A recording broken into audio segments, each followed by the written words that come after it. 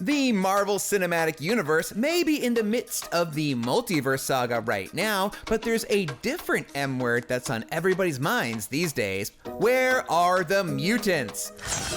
Kamala Khan became the MCU's official first mutant thanks to a cliffhanger reveal in Ms. Marvel's Season 1 finale. Kamala, there's something different in your genes. But we're still likely years away from a proper X-Men movie in the MCU. You're X-Men. With Disney having completed its acquisition of 21st Century Fox, when are the X-Men going to join the MCU? And what form will they take when they finally get here? We'll show you ours, if you show us yours. Marvel Studios is definitely taking its sweet time on the mutant front, but there's been some real progress over the past year. Namor referred to himself as a mutant in Black Panther: Wakanda Forever, a nod to the character's moniker as Marvel's first mutant in the comics. I was a mutant. Wolverine even got a cameo nod in She-Hulk Season 1. That's to say nothing of Deadpool 3, which is bringing back some fan-favorite characters from Fox's X-Men cinematic universe. Hey, Hugh, you want to play Wolverine one more time? Yeah, sure, Ryan. Hugh Jackman will reprise the role of Wolverine once again, in a role star Ryan Reynolds teases will be very different from what fans have seen before. Reynolds told ET Canada, quote, "What we pitched him was enough of a divergence from the character that he knows and the character that he's left behind that it gives him something completely new to play and something that he's really excited to do." These two fast-healing killers will be joined by other returning favorites like Colossus and Negasonic Teenage Warhead. When will he grow up and see benefits of becoming X-Men? Even Jennifer Garner's Elektra is back, and everyone from Ben Affleck's Daredevil to the 2005 Fantastic Four cast has been rumored to return as well, suggesting Deadpool 3 will be a last hurrah for Fox's Marvel movie universe.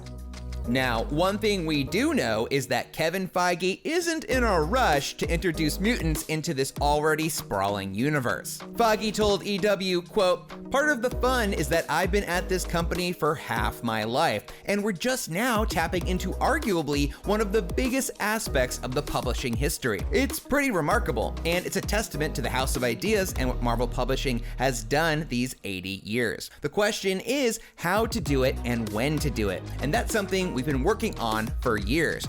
Now we know, but we're not gonna talk about it." Well, he's not gonna talk about it, but that won't stop us from talking about it. So let's talk about how should the X-Men make their big MCU entrance? Are we enjoying the slow build-up across multiple MCU projects? And when are the X-Men gonna fight the Avengers already? To me, my X-Men panelists.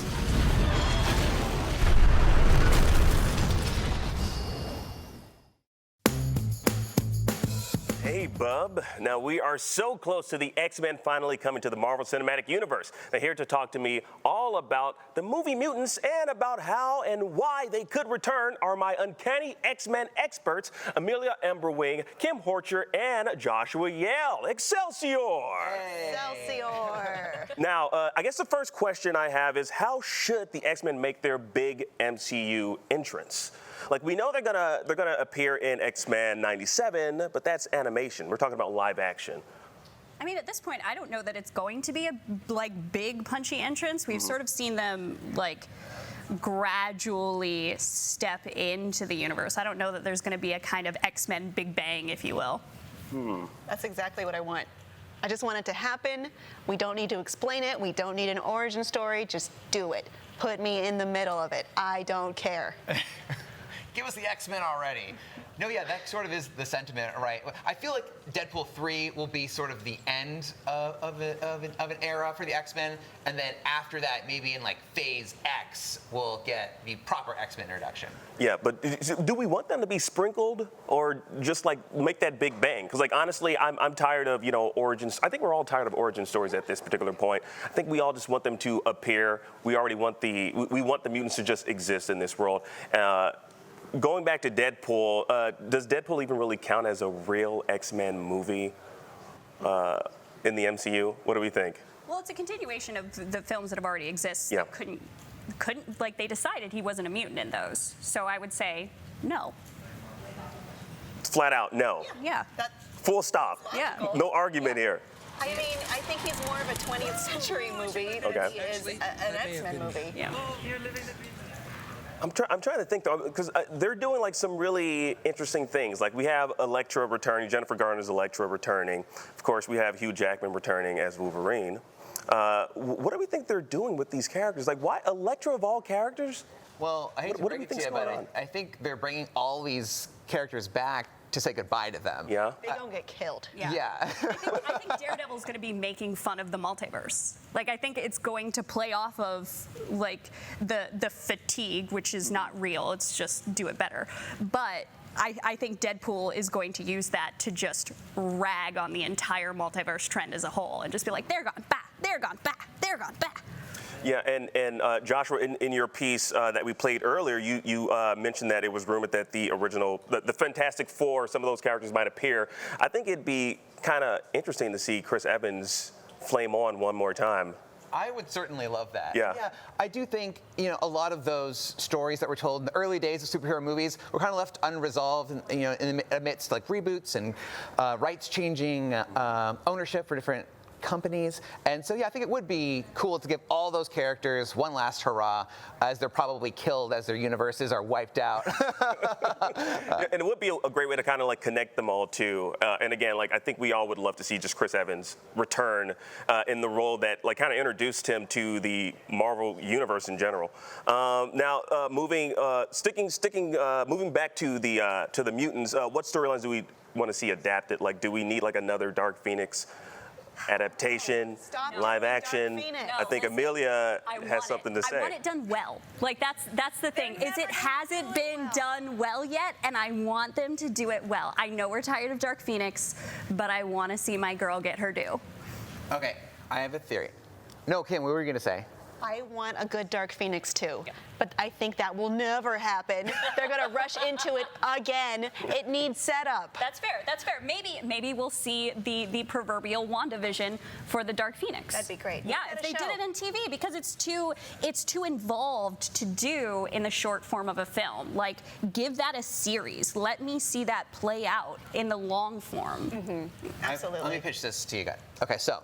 In the comics, there's this story, Avengers versus X-Men, and the reason they're fighting is that the Phoenix is coming to Earth, and they're fighting over what they should do with it, like destroy it. The Avengers want to destroy it, and the X-Men want to use it to essentially give the mutants a foothold on the world stage so they don't get wiped out. They want that power. I think that would be a cool way to do the Dark Phoenix saga because it's completely different from what we've seen before. It's not just Jean tragically becoming the Phoenix and the X-Men struggle to stop her from self-destructing. Like, we've seen that too many times. It didn't really work out. Give us a fresh story. Bring us the Phoenix on as part of the biggest movie crossover ever made, Avengers versus X-Men. All right. I mean, that definitely does sound interesting, but not every single comic book saga needs to be live action. I don't know. I feel like Dark Phoenix was done right when it was animated, back in the original X-Men animation television series. I like that. Let's see something new, because again, like that movie was. I mean, it was what it was. And I don't. What are you gonna say? Well, I know you just said not every comic needs to be live action, but. Yeah. I have one more theory. What's that? On how they could actually bring the X-Men to the MCU. In the comics, like the Jonathan Hickman run, he has this character, Moira McTaggart, who used to not be a mutant, but gave her the power to essentially live multiple lives. And so every time she lives a life, she changes the universe. So they could effortlessly use that power to fold in the X-Men into the Marvel Cinematic Universe and just say she was using her power.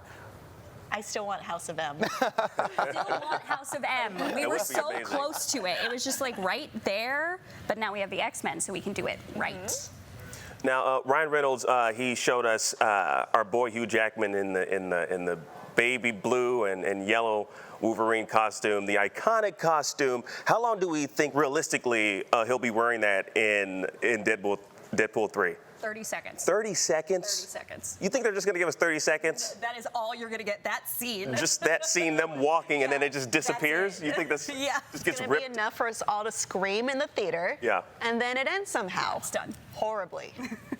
I don't know. What do you think, Joshua? Well, it sounds like you really want to see it.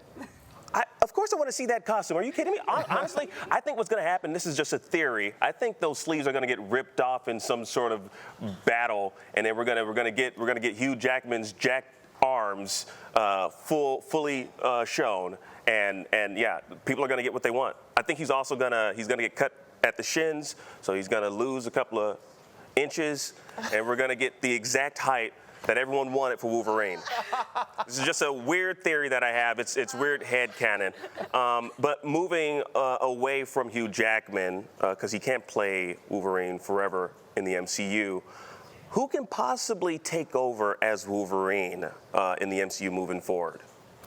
I kind of want it to be an unknown because, like, Right there with you. Hugh Jackman on paper is the last person that you would expect to play Wolverine, especially when he got cast in the role. Guy is a show choir dork with all the love in the world.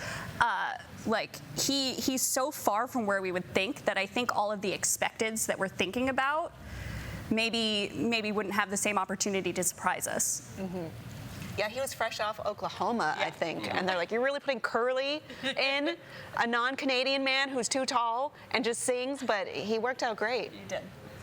I kind of like the rumor or the fan casting that Daniel Radcliffe would be. I don't know. I think he's a good actor, and he's the proper height. He's a short king. Mm-hmm. He is, but is he right for the role? Like, I think maybe in the context of surprising us, he would have potential to surprise us because I can't see him playing a tough guy, but maybe he can.